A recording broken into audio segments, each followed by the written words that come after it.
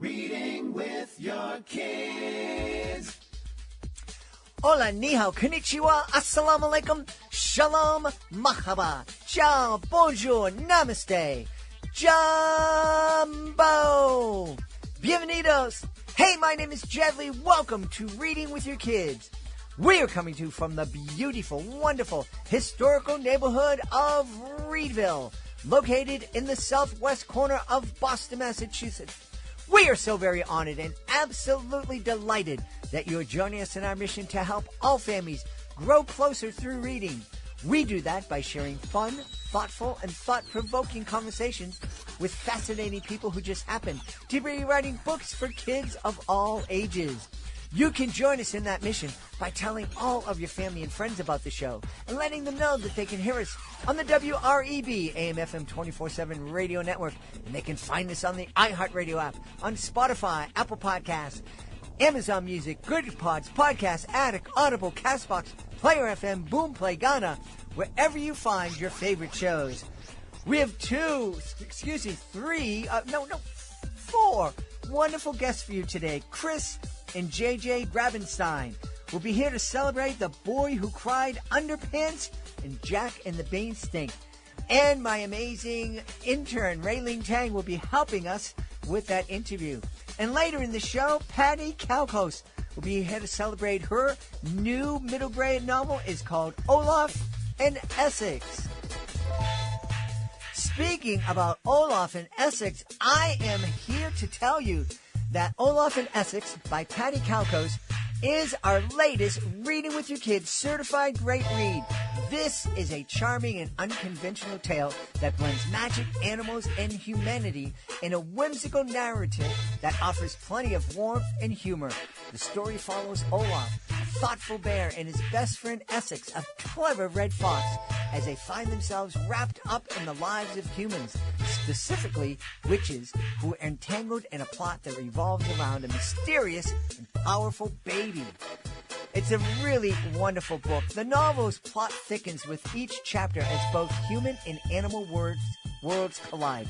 From dramatic chases to moments of deep reflection, Calcosz provides a narrative that both feels magical and grounded. The emotional core of the story emerges in its quieter moments, particularly in Olaf's loneliness and longing for connection, especially in the later chapters. His realization that his actions have led to separation from the beings he loves is heart-wrenching, and his ultimate decision to intervene in the baby's life brings the novel to a tense and satisfying conclusion. Overall, Olaf and Essex is a delightful, imaginative book that deftly balances humor, fantasy, and heart. It's a tale that will appeal to readers of all ages, particularly those who enjoy stories where animals, witches, and human emotions intersect in a very surprising and touching way. We love this book, Olaf and Essex by Patti Calcosz. It is our latest Reading with Your Kids certified great read. Join us right now from New York City. We are going to be celebrating two great chapter books, The Boy Who Cried Underpants and Jack and the Beanstalk. Please welcome to the show, Chris and JJ Grabenstein. Well, yeah, it's like Frankenstein. Great to be here with you guys. Also joining us from Los Angeles is my amazingly talented intern this semester, Raylene Tang. Hey, Raylene, how are you? Hi, everybody. Nice to meet you guys. I'm Raylene. Chris, can you tell us, let's just jump into it. Tell us all about The Boy Who Cried Underpants. Well, it's the first book in our new early reader chapter book series called Stinky Stories, starring Stinky, the stuffy, the skunk, who lives on a shelf in an elementary school library.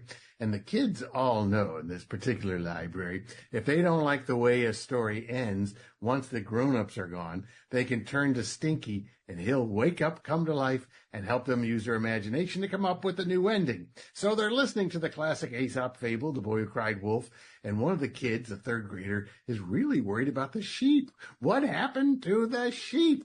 And so she doesn't like the way that story ends, and Stinky says, don't worry, I know how the story really ended. And he'll spin a whole new tale, skunk pun intended. I love it. I love the retelling of fables. I'm not crazy about the politically correct retellings of some of the fairy tales, but I love these kind of really irreverent, funny retellings of the fables. Yeah, and also I think it's a great way to teach kids to use their imagination. The more the kids are bombarded with video games and these phones that we all play with and stuff, it's like I used to use my imagination when I was getting bored. Now kids look to a phone. So I think it would be great. It'd be a great way to go, oh, wow, a story doesn't have to end just when it says the end. I can keep this story going and spin a new tale. Definitely. Yeah. Yeah, I think it's really important, especially for kids who fall in love with a character and want to keep interacting with that character. They can do it on their own terms. It's kind of like fan fiction in a way. I write the Limoncello series, and a lot of kids love that. And sometimes they will send me stories they've written with other adventures in Mr. Limoncello's library. So it's great. It's a great way to get the imagination going. Yeah, and as you said, Stinky is a recurring character. He's our narrator. He's a skunk, and he always puts himself in the rewriting of the stories, where, of course, he helps our hero save the day. And it always has something to do with his talent with creating stinks, which are very funny. He's very talented. He can do anything with his tail. So Stinky is over the whole series as our main character, as you said, that the kids interact with, and we've already written the first 4. So hopefully there will be more. And he's got 2 colleagues up on the shelf. There's Mr. Stuffington, the stuffed bear, who's a little stuffy and thinks, because he's the voice of, no, the librarian said the end. That means the story is over. And his other buddy is Wags the dog, who's like, yeah, tell us more. Please let Stinky tell the story. He's better than you. Tell me, is the elf on the shelf hanging out with him also? No, but in a couple of them, there's a troll doll. In the one about the 3 Billy Goats Gruff, there's a troll doll named Sparkles. She smells like rainbows. So yeah, we bring in like a new character every time. There's like a little cameo thing. It's a kind of a joke for us. And we always we call it like the Pixar approach sometimes to writing books for kids. Put something in there for the adult who's reading the book, or the teacher who's reading the books, where the kids might not quite get the troll doll reference, but the adults will. Yeah. JJ, I've been doing educational magic shows for 35 years, and one of my favorite things is to tell a joke that I know nobody is going to get, except for one teacher in the back of the room who busts a gut laughing. And to me, that is just the best, because most of the people sitting there going, I don't get it. What's going on? But me and that one person are just having a blast. That's the Pixar approach to humor. It's good. Got to give the adults something. Yeah. That's great. Yeah. JJ, why don't you tell us about Jack and the Beanstalk? I know this is a book that my son would have just devoured as a kid. Well, it's similar to The Boy Who Cried Underpants, where the librarian, Mrs. Emerson, is reading Jack and the Beanstalk. And one of the kids is very upset about how it ended, because the poor giant came crashing to the earth, and now he's stranded. He didn't die in our version of it. He's still there, stuck on earth. And our guy, Justice, one of the students, thinks maybe Jack is really the bad guy. Maybe the giant's not so bad. Maybe the poor giant has now been separated from his whole family. The stalk is gone. He can't get home. And what are we going to do about this? And you think about it, some ways, Jack is basically a home burglar. He goes up into the clouds and I'll take this harp, I'll take this goose, and take these gold coins and stuff, these eggs and all this stuff. And so that's actually how in our story we made Jack into, he's like this sniveling little brat who builds him when the giant falls from the sky. Oh, don't worry, that's not how it ended. But he did leave a big indentation in the mud, which filled with water, giving Jack lakefront property. So he cashes in his golden eggs to buy a jet ski and open up this big resort and stuff. And the poor giant's stranded on Earth. Yeah, he wants his mommy. Yeah. Yeah. That's, I love that. And that's it. It's true. Jack, when you think about it, Jack, he's a thief. Well, there's some stories, again, there's so many different versions of these stories. There's some where the giant stole all those things from Jack's father and blah, blah, blah. But he's a thief. Come on. Let's call it like it is. Raylene, you had some questions. You want to chime in? Sure. I really love the atmosphere between you two. I almost feel like I'm just watching the TV right now. I think it's very interesting to see that you guys work together and co-author for books. Can you share a fun experience of co-authoring together? Well, yeah, that's always fun working with her. I've done a bunch. I've done 36 books with James Patterson, and I'd rather do 36 with JJ, because she's much better looking. No, not kidding. But it's fun. This whole story started. JJ came when I'm first met. She's a voiceover performer. She's been on the road doing Broadway kind of musicals and did a lot of voiceover work and stuff. And she always has these funny voices. And the character of Stinky started with her doing funny voices. And I was like a radio disc jockey. That's how I worked my way through college. And I used to write radio commercials and do some voices in those. So I guess playing around with voices is how this whole thing got started. Yeah, it really did start from an audio perspective. He goes to schools and talks to the kids, and he often comes home and tells me that he sees these really cute little stuffies on the shelf in the library. So we started joking around about the stuffies, and I loved stuffies when I was a kid. I had tons of them, and I used to give them all voices, and they all had personalities, and some were mean and some were nice, and each day one of them got to be on my pillow. That was the place of honor. So we were joking around with voices of stuffed animals, and that's how we said, we really should write this story. Yeah, this is funny. It'd be fun. It's a fun. And every school I visit, there's stuffies all over the place. And some libraries have these great things where they have stuffy sleepovers, where the kids come with their favorite stuffy and they bring it to the library. And then the librarians stage all these really fun pictures of all the stuffed animals watching, like Home Alone, a movie on the television, sitting down to read, under little napkins, sleeping and stuff. So it's kind of a fun, imaginative world. Yeah. And as Chris said, I've done a lot of voiceovers. I've done a lot of children's books, which are my favorite. And so we had planned for me to do the audiobook. But as we were joking around and reading the book out loud to ourselves when we were writing it, we said, you know what? We both should do this. And we did. We both just... We had to audition. Yes, we had to audition. Had to audition. Yes, we did. But we got the job. And we just recorded the first 2 books. Yeah. Awesome. Yeah. Can you give us a preview of Stinky's voice? Oh, he sounds like this. Now listen, you're going to have to pay for this. You got to buy the book. And then you have to download the audiobook. That's Wags. Who else do I also do Jack. I did Jack like this. There's Jerry, the giraffe. She's only in the first book, but she's a little confused about things. And Mr. Stuffington, we tried to make him like Thurston Howell III. Oh, For those of you old enough to remember the Yes. lockjaw of Thurston. Yes. Yes, Lovey. That's very good. Very good. I love the voices. It's really cute. And come on, who doesn't love stuffed animals? I have 2 on my bed. Yeah, she told me when she was a kid they had to earn the place of honor on her pillow. Yeah. Every day there was a contest. The first reality show.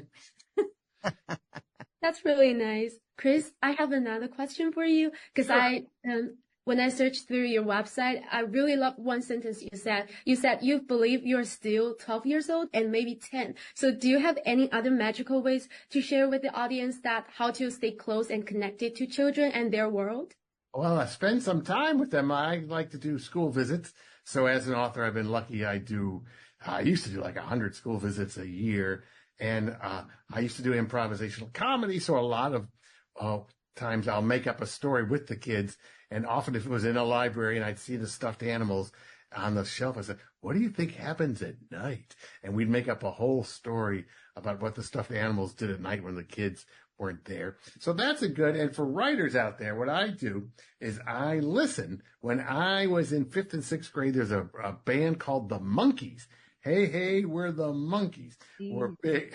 And Last Train to Clarksville is their song, and Daydream Believer. So what I do is I will listen to that music again and maybe look at my picture of my 6th grade self and sort of help myself transport back. I don't want to recreate the world that I knew as a 10, 12-year-old because that world's gone. People don't have chalkboards anymore. No one's clapping erasers after school, which if you said that to a certain generation, they go, oh, someone got in trouble. They had to clap erasers after school. If I said that to a 10-year-old today, they go, what's an eraser? You mean that thing on a pencil? How do you clap it? But there are whiteboards, but how you feel. I always tell writers that how you feel when you're up at the front of the class, if it's a chalkboard or a whiteboard and you haven't done your homework and the teacher tells you to do this math problem, let's say, and you did not do that week's homework. How you feel in that moment is the same today as it was back when I was 10 years old. So it's that feeling that you're going for to try to resonate with kids. I love the word feeling. It's like you always want to have something that is universal, but you always keep yourself updated. That's really good. Yeah, I always say the props change, the feelings don't. Love that. Yeah, so true, so true. Chris, you shared that you wrote, what was it, 37, 47 books with James Patterson? What was that like? Well, James Patterson was my first boss. Way back in 1984, I was hired as a junior copywriter at the J. Walter Thompson Advertising Agency, and he was the creative director. So I learned a lot working for him writing advertising. Then he left advertising and started writing books.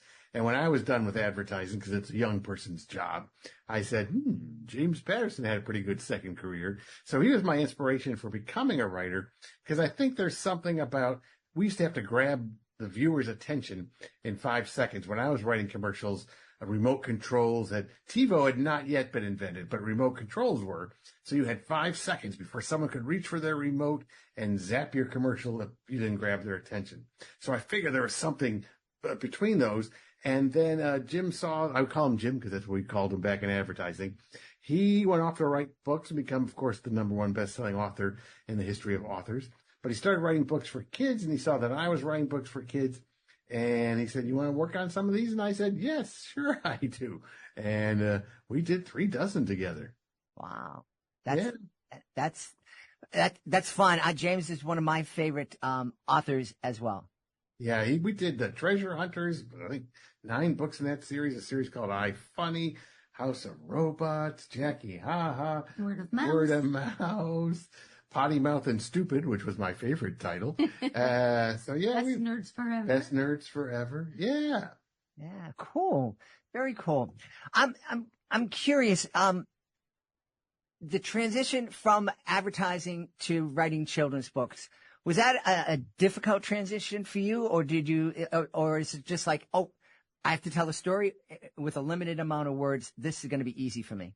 I actually started my first books. First, I thought I would write movies because a lot of the directors we used to film commercials then moved on to do movies, like Michael Bay, the guy who does all the big action, adventure, blow up kind of movies.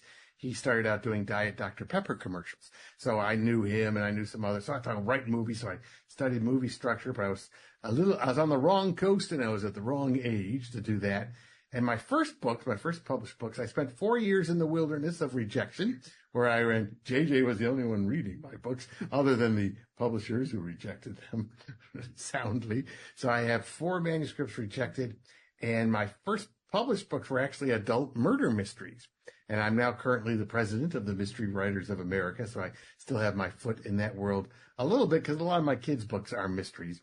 But I have 24 nieces and nephews, and none of them could read my adult books because they were adult books. And my agent showed some ghost story I'd written, because Stephen King is one of my favorites that I wrote. Early on when you're writing, you might emulate your favorite authors. So I had this kind of Stephen Kingish ghost story. Publisher read it and said, this would make a great book for kids if you got rid of all the adult language and adult situations and I think I had to cut 60 to 70,000 words out of the manuscript to chop it down from 110,000 to closer to 40,000. And my agent said, do you want to do that? And I said, yes, I have 24 nieces and nephews who want to read something. So I did it. And it was when I was writing that I started tapping into that 12-year-old we were talking about again.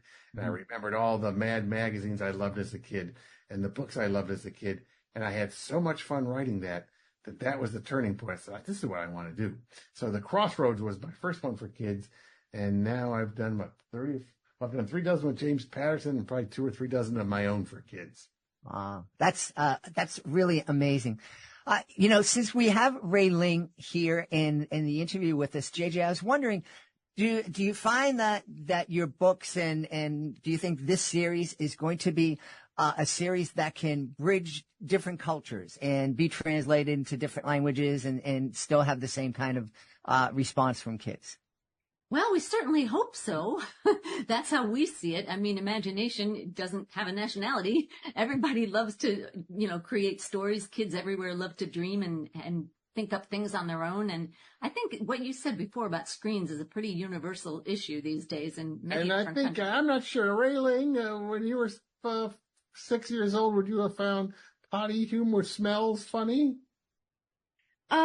Yeah, I feel like some of the jokes will actually attract children. And also, I love how you're going to choose to just take a step ahead from the fables and the fairy tales, because that's universal. Like, I also read Aesop's fable when I was a child. So I think that's going to be universal, and people are really curious about what's going to happen next after those fables, because those are histories, but like your stories are just at the moment and it just began.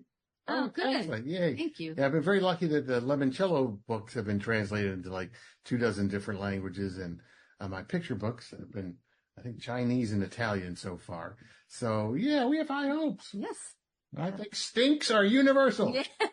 Funny spells are universal. Absolutely. Absolutely. That, I used to tell a joke, and the kids loved it.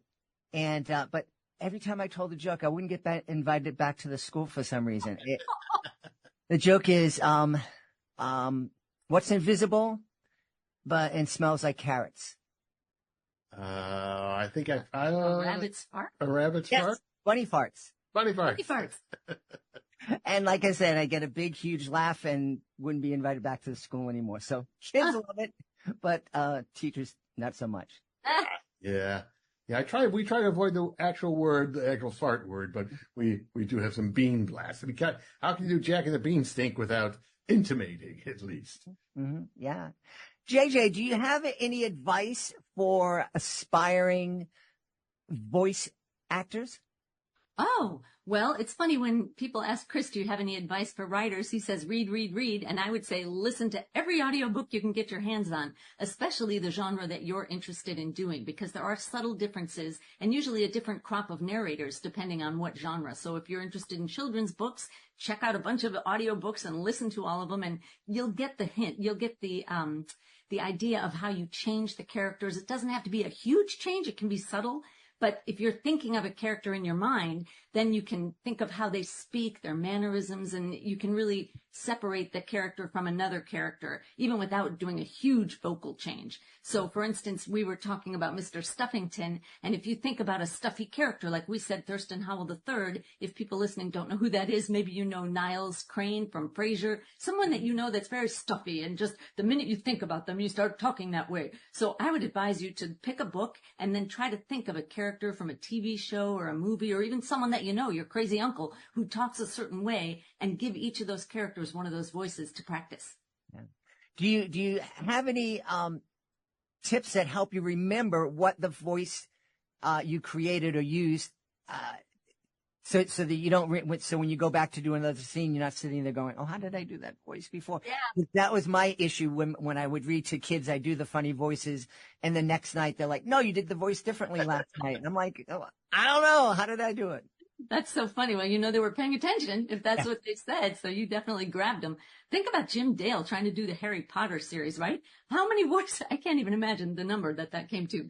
But luckily, when we're recording a project, the engineer that's their job. They keep track, and they'll take a little bit whenever a new name comes up. They're like, oh, Jerry the Giraffe. Let me put a little sample. So later, if Jerry the Giraffe comes back, you can say, wait, can you play me Jerry? I don't remember what I did. And they'll help you find it. But we both have like little index cards in our heads that help us keep going. If I'm doing Wag the Dog, I just start panting, like the eager panting. And then with Stuffington, I'm trying to think of that lockjaw. And you do, when you do Stinky, you get those phrases. I want to tell you a story. Yeah, now listen, he's a bit of a wise guy. So and then Georgia Engel, if anybody watched the Mary Tyler Moore show, Georgia Engel is who I used for Jerry the Giraffe. So we just have little things in our Little brain. cues in your brain that you flip through. Yeah. Rayling, I'm imagining, it would be so much fun to just hang out, be a fly in the wall when JJ and Chris are either creating the stories or recording the stories. It looks like they just have so much fun together. We put together a video behind the scenes of our recording session that we'll start spreading around soon. That That sounds like a great idea.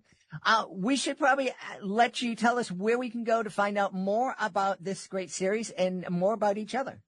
Well, you go to chrisgrabenstein.com, which is ChrisGrabenstein.com. And if you go there, there's dedicated pages to the Stinky Stories, and they'll tell you all about it and take you to links where you can buy it from whomever you want to buy it from. And they'll take you to some samples on the HarperCollins Kids page. So, yeah, just my website, probably the best place to get started. Yeah.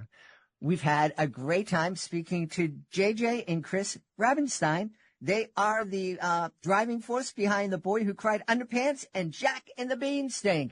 My friends, thanks so much for being with us. This was so much stinking fun. Thank you. Thank you. Have a safe day.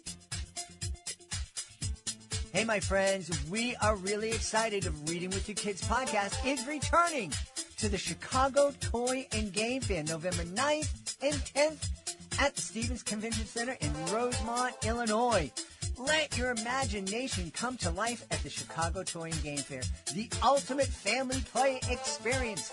Dive into hands-on fun with the hottest new toys and games, meet the inventors behind your favorite products, and even get a sneak peek at what will top holiday wish lists this year.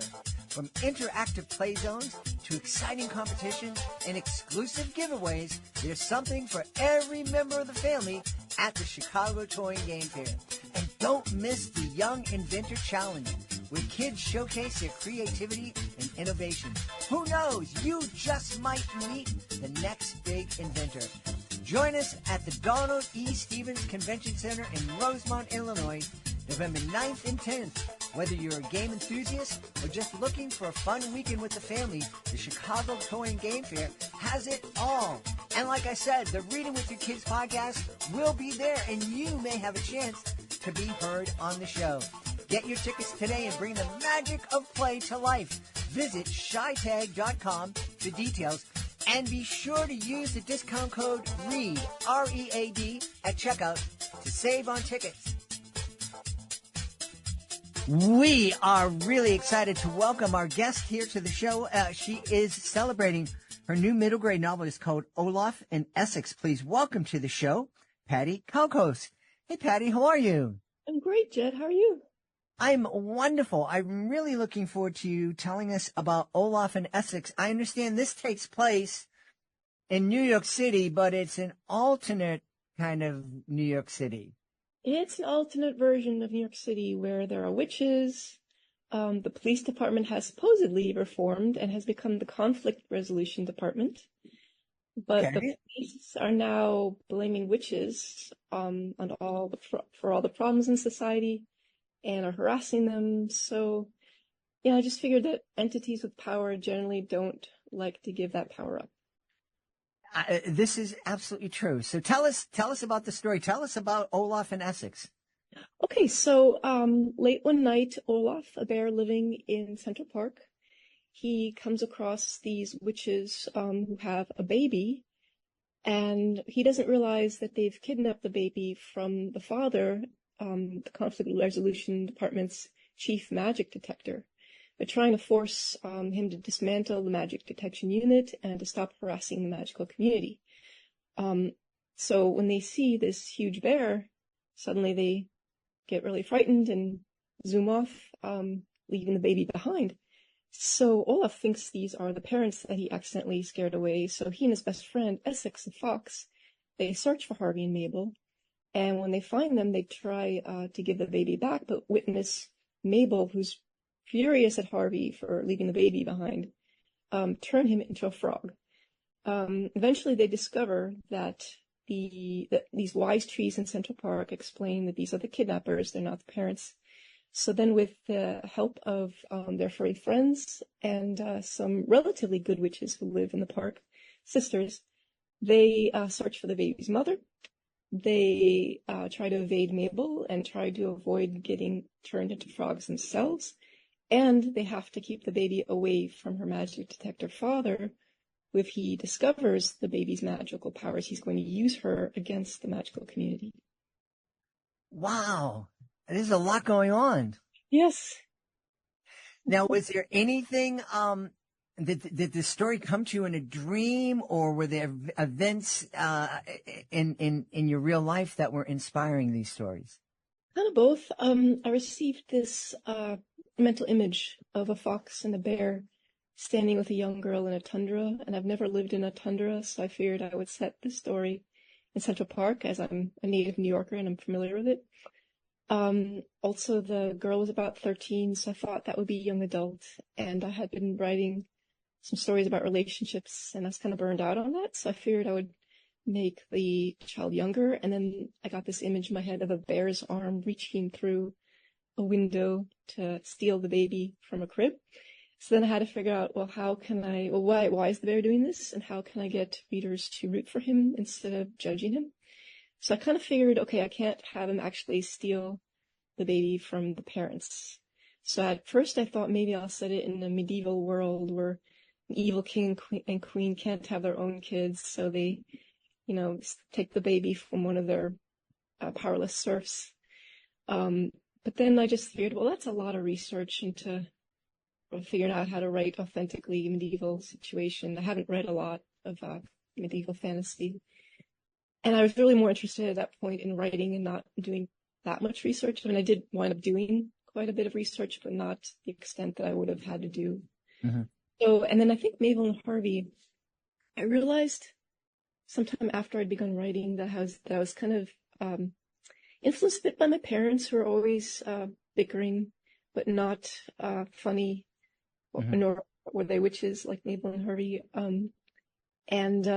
But I was also very much influenced by The Rescuers, which was a favorite film of mine in childhood, and how Madame Medusa and Snoops are constantly bickering. So, and I'm sure that's why Mabel wound up having orange hair. Just in my subconscious, that happened. It's kind of magical when stories come to us, isn't it? Yes, I definitely felt like I was thinking for a very long time about what I would write, and I definitely felt like the story chose me. Like, I really think that's true for everyone, that we each are meant to write certain stories, and whether we're open or not to that is up to us. Mm-hmm. Yeah. Fascinating. There's so much in life that happens to us that is unplanned. And, I think part of the key to happiness is to be able to kind of roll with those punches, if you will, to use an old expression. Yeah, I think there's a great saying about happiness isn't getting what you want, it's wanting what you get, something like that. Uh-huh. And I do believe that, honestly, I believe that our souls plan our lives. And I actually think it's kind of like, remember those old Choose Your Own Adventure books? Yes.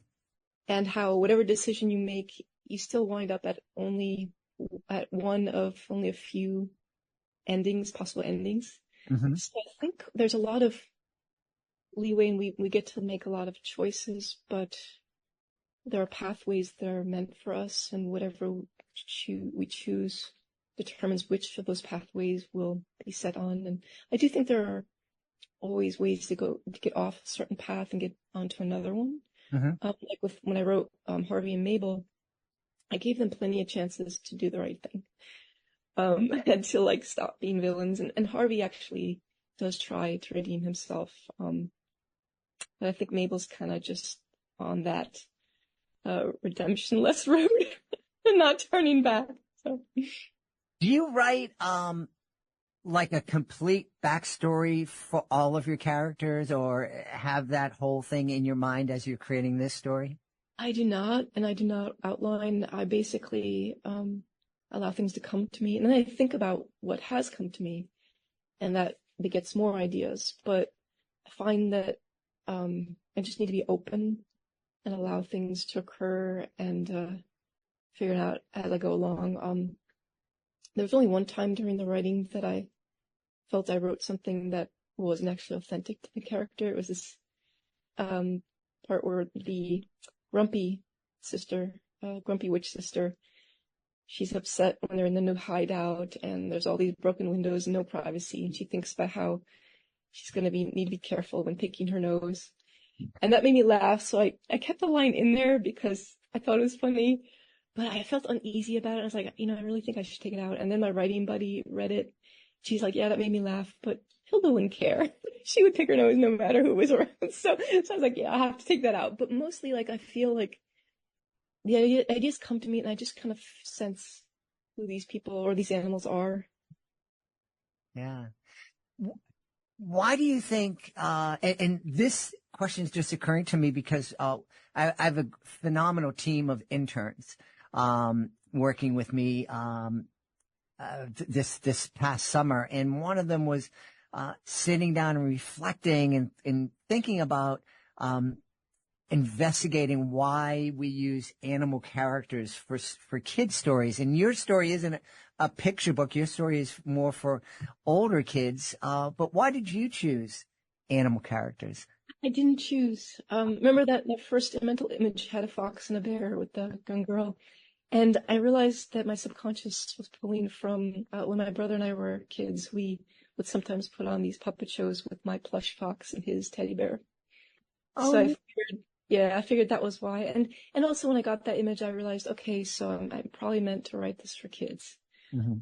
As I was writing, I definitely felt it was also good for adults and older kids as well.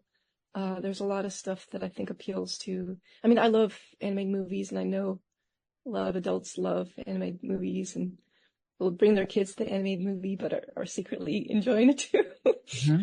Or like, you go to the Lion King, and there are other adults there that don't have kids with them, I mean, I think all adults still have child within them. They still have childlike energy. Mm-hmm. But they still have unresolved things from childhood stuck in them.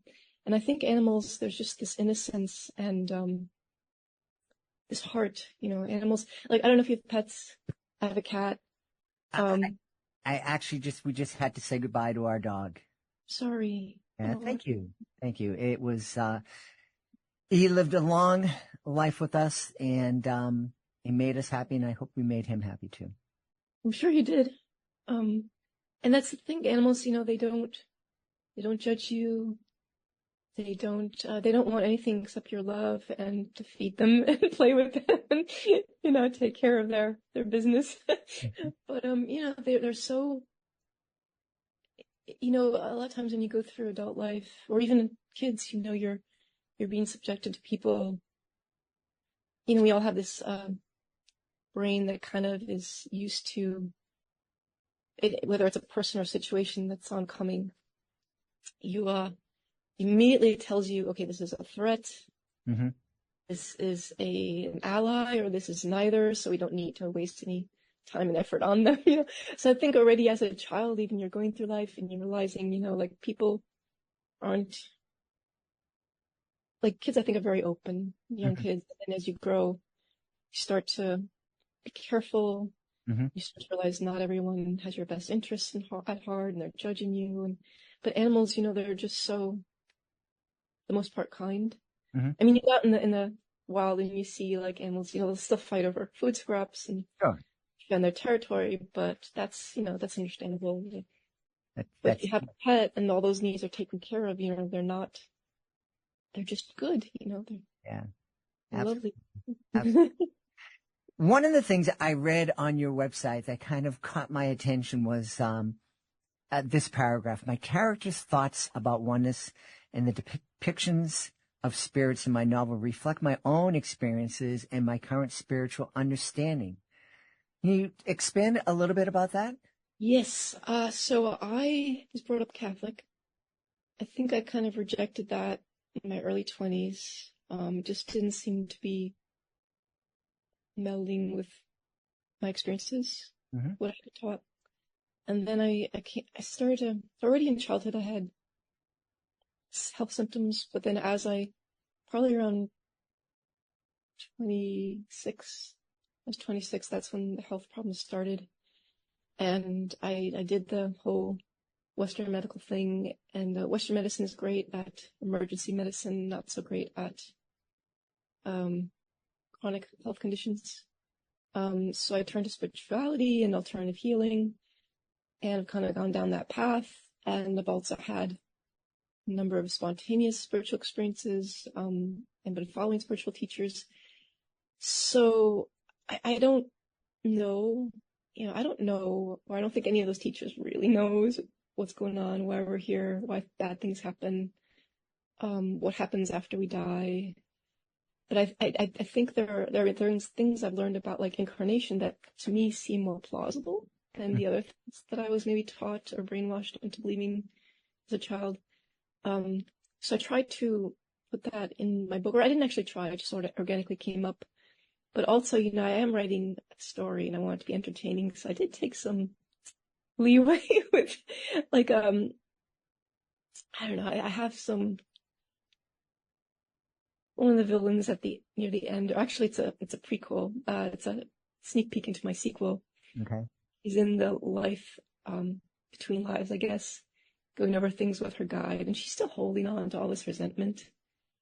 And the things I've learned, I kind of think it seems more plausible to me that as a spirit, maybe you can let go of that more, and in that you want to come back to Earth to take on more challenges and have more chances to grow and let go of those negative thoughts and feelings, and grow to be a more loving presence and a better person.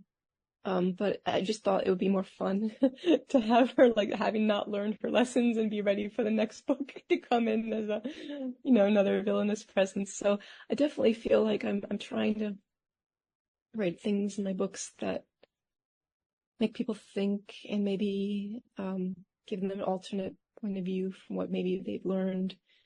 That I'm not asking people to believe anything or change what they believe. I just am asking them to be open-minded and maybe hear what else might be possible. But I also want to make them laugh. I want them to have a good time when they read my work. Yeah. I too grew up Catholic, and we still, my beautiful wife and I still practice, but I, like you, find a great deal of value in questioning. I remember when the Da Vinci Code came out, similar to when Harry Potter came out, there were a lot of priests who were going, "Oh, you can't read that book. It's terrible. The idea, Jesus, you get married. My goodness, that's crazy." But I thought, not necessarily crazy. And what if? And I feel I find a great deal of value with that. And I think we should encourage our kids to question, whether it's a religion or authority, because no one has all the answers. And we see it in science all the time. What was rock solid, indisputable science yesterday, not so much anymore. We found something new, and oops. And, and I think that's true when it comes to spirituality and in every part of life. I think questioning is really healthy. I think, like, now there's another big surge of book banning, and whether it's with book banning or with priests or other religious leaders telling people not to read certain things, if someone has a lot of fear and doesn't want you to investigate, that kind of leads me to believe that, I don't know, if you're not confident in your own belief system and you're afraid people will turn away from it, then, how valid can that belief system really be? And I think the thing with religion is, unfortunately, it's used in the past. It's been used so often, even today's times, it's used to harm other people, to justify harming other people, treating other people as lesser. And that's a big problem. And I definitely think it's wonderful when people do have faith and believe, but it's like anything else. You can use a belief system for good or for evil. And you can use guns, like the magic detector in the book. He talks about how you can use magic just like guns for good or for evil. And I'm hoping that I'd like my book to be one tiny little helpful nudge, along with all the other people writing or making films or doing whatever, to try to make the world a better place and try to get the collective consciousness to be more loving and compassionate and kind. Yeah. Yeah. That's a big reason why, that's a big reason why I wrote. Well, I just organically, naturally like to write in multiple perspectives, but I also feel that it's important to learn to understand that your perspective is not absolute truth, and everyone has their own perspective that's based on their circumstances mainly. Yeah. And I think that would help if we all kind of be a little more loose with our supposed truth and accept others' points of view. Yeah. Reading with your kids, we launched it with the idea of encouraging families to grow closer through reading. I know that the relationship I have now with my adult kids was built on a foundation of reading, and reading when we're all snuggled up together, and then continue to read as they became independent readers, and talking about books, talking about the music we listen to, talking about the TV shows that we watch, the sports that we watch. Those conversations, I think, are so important. And I think when we have these conversations and we allow ourselves to be vulnerable in front of our kids and to help them understand that, we love each other. We've been together. We're a family, but we still look at the world in a different way. You're a little person right now with not a lot of experience. I'm almost 100 years old and I have lots of experience. I've made thousands and thousands of mistakes. So we're looking at the same thing, but through a different pair of eyes. And I think if we can demonstrate that to our kids and respect it, I think they have a better chance of growing up and doing the same. Absolutely. Yes. Yeah. And the title of your podcast is apt, I think, for my book, because I think it's a great book to read with your kids, or even to your younger kids if you still are reading to them.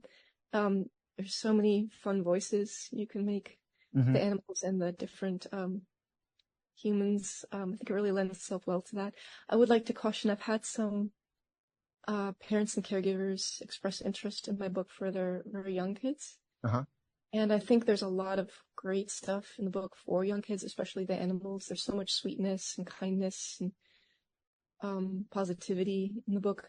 But there's also sections of, humans behaving badly, especially the police harassing the witches. There's mentions of death. There's actual death. There's non-graphic violence. There's talk about how in the past witches were tortured and killed.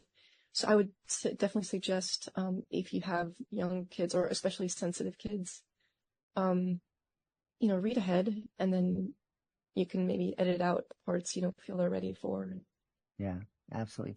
Well, I really respect that. And lots of authors just read my book. And it's, I think that you have, you're saying, I want you to read my book, but think about it if your kid is ready for it. Yes, exactly. My writing buddy, mentioned at one point, she was like, oh, I think this would make my kid cry. And, that's the thing. Like, I remember plenty of times of crying when I was reading. I even now cry sometimes when I'm reading. Yeah. Or like, you're watching, Bambi, and, when you cry during that movie. And I think it's great when you have parts of your book or your film or whatever that show kids, the adults were not doing a 100% great job here on Earth, and maybe you and your friends, when you grow up, you can make the world a much better place. And at the same time, no one wants to make a kid cry, So I definitely want parents and other caregivers to, they know their child best. So, right. Just be conscious of that when you get the book. Maybe at least read a chapter ahead each night or something. Yeah. Well, I tell you, Patti, I shared with you earlier that my dog passed away last week, and it was in the morning. And my beautiful wife suggested, well, there's a movie down the street. Why don't we go to it? It sounds like a feel-good movie. It's called My Penguin Friend. And how cute. And so I went. And in the first 5 minutes of the movie, we meet this beautiful little 7-year-old boy, and he's so happy, and it's his birthday, and he wants his dad to take him out fishing. And please, Papa, in this beautiful relationship. So the dad says, yes, we'll go out fishing. And they go out to the sea, and a storm comes up, and the kid dies in the first 5 minutes of the movie. Oh my goodness. And I'm sitting there. I'm wailing away, and things get a little bit better, and the man meets a penguin friend, and that's great. And they have this beautiful relationship, and it's a true story, I guess. And the penguin comes up, and then December comes, and he swims 5,000 miles away down to Argentina, and then he comes back in June up to Brazil, and it's wonderful. And then some scientists try to steal the penguin, and he escapes, and he falls down a mountain, and I'm like, no, this penguin can't die. I can't take it. Oh my goodness. But the penguin lived, and they lived happily ever after. So that was wonderful. That reminds me of Up, when the wife dies. Yeah. Mm-hmm. Yeah. That's a tearjerker. But then, yeah, you get to enjoy the rest of the movie being like Bill Gramps. Yeah. Yes. Well, we should tell everybody where they can go to find out more about Olaf and Essex and find out more about you. Great. So here's the cover. Mm-hmm. So very lovely. My illustrator is just absolutely wonderful. There are maybe about 50 illustrations in the book. Great. And you can get it pretty much at all the usual suspects. Amazon, Barnes & Noble. The ebook will be also on Kobo and Google Play. I think there's another I'm forgetting. Bookshop.org. Mm-hmm. They will help your local bookstore. I know that Taylor & Co. Books in Brooklyn will be carrying it. Would love if you would make a trek out there and buy my book there, and maybe some other books there. Right. And then I think there are a couple other stores that haven't confirmed yet. And yeah, and if you want to go in your local bookstore and request the book, I'm sure they'll be happy to order it for you. Yep. And we also encourage folks to go to your local library and request that they put it on their shelves. Yes, definitely. Libraries are great. Yeah. We've had a great time speaking to the author of Olaf and Essex. It's the new middle grade novel from our guest, Patti Calcosz. Patti, thanks so much for being with us. Thanks so much for having me. This was such a wonderful conversation. Just wonderful and great. Thank you so much. We hope you've enjoyed this episode of Reading with Your Kids, and we would love to see you for the next episode of the show. If you love the show, we would really love it and appreciate it if you could give us a 5-star review on Spotify or Apple Podcasts or wherever you're listening to the show. It really helps us. And when I say our mission is to help all families grow closer, I mean that. We think that this is a mission. It is vital to our future that all families grow closer through reading. And you can help us. Thank you very much. We'd love for you to connect with us on social media as well. Facebook.com/readingwithyourkids, @readingwithyourkids on Instagram, and @JeadlyMagic on Twitter. We have a great YouTube channel, youtube.com/readingwithyourkids. We can be found on LinkedIn, Reading With Your Kids on LinkedIn. Our website is a great place to visit, readingwithyourkids.com.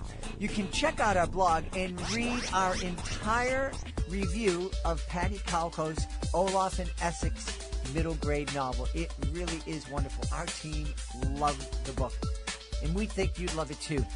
You can also visit our Reading With Your Kids Certified Great Read Wall of Fame and use the contact button to send us a message.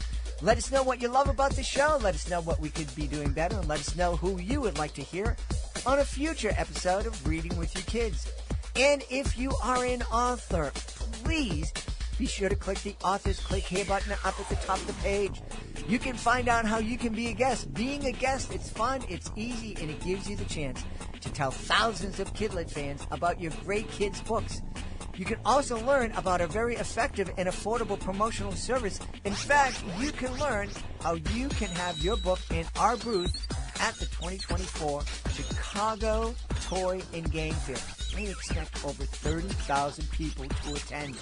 It's a really great event. We were there back in 2019. We had a great time. We can't wait to return.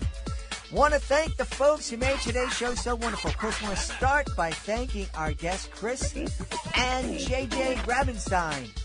Also want to thank Patti Calcosz. I want to thank my team, of course, my co-host today for our first interview, Rayling Tang, Fatima Khan, Chris Doherty, Rory Grady. I want to thank my beautiful wife for all of her support, and I also want to wish her a very, very happy birthday. I want to thank you. Thank you so much for taking the time to listen to us today, and thank you so much for taking the time to make the world a better place. And you do that every single time you read with your kids. I'll be looking for you in the next episode of Reading with Your Kids.